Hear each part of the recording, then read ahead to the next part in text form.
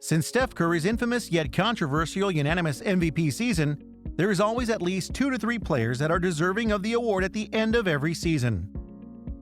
This year is no different, of course, with many heated debates about who could take the trophy home at the end of the season.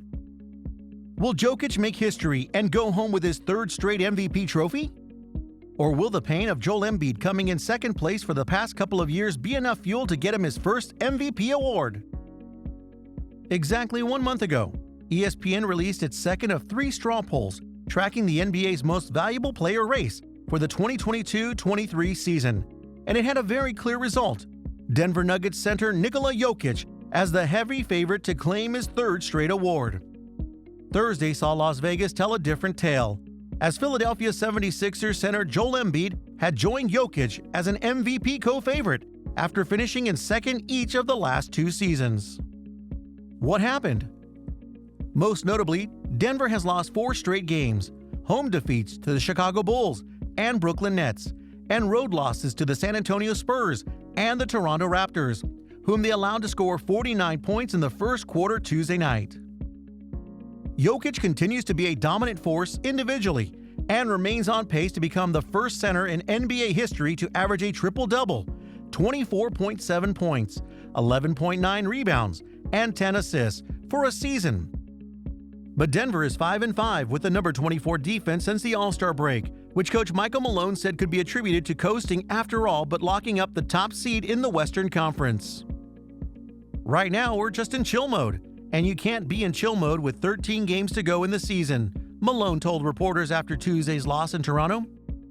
We've got to try to find a way to get our swagger back.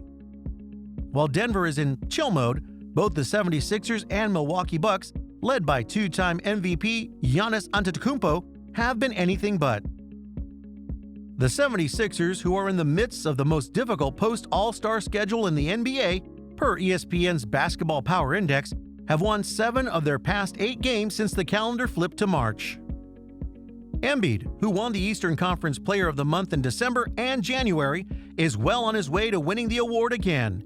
He's averaging 36.6 points on 60% shooting, 8.4 rebounds, 4.1 assists, and 2.1 blocks this month. That included a 36-point, 18-rebound performance in a victory against the Cleveland Cavaliers Wednesday night, after which Embiid told ESPN's Cassidy Hubbarth that he's excited about the way he and the 76ers are playing. "I'm just trying to win," Embiid said. "Just trying to rack up as many wins as we can. Just trying to get the group together and doing our job, like tonight. Down 12. We had to fight all season long, coming back, and it's good to see. So, my teammates, they are making my job easy. They have a lot of trust in me, them and the coaches, but we're doing this as a team." For their part, Antetokounmpo and the Bucks have stampeded past the Boston Celtics to the top of the East, and NBA's best record behind some truly dominant play by their all-NBA forward. Since January 1st, Antetokounmpo has averaged 30.9 points, 12 rebounds, and 5.9 assists. And while Antetokounmpo might be 3rd among the odds makers in Las Vegas, he was 2nd in February's MVP straw poll and remains firmly in the mix in what has become a 3-player race for the league's top regular season individual honor. "We are good," Antetokounmpo said after Tuesday's win against the Phoenix Suns. "Milwaukee's 21st in its last 23 games. We are in a good place." So too is the MVP race, which is set up for a fascinating sprint to the finish over the final 3.5 weeks of the regular season. To make things even more interesting, next weekend will feature a 3-day stretch of MVP contender showdowns in Denver, with Milwaukee visiting on March 25th before Jokic and Embiid go head-to-head in a nationally televised game on March 27th. Philadelphia will visit Milwaukee on April 2nd in the final regular season matchup between the Bucks and 76ers. Back in January, Embiid dominated the individual matchup against Jokic, scoring 47 points in Philadelphia's win.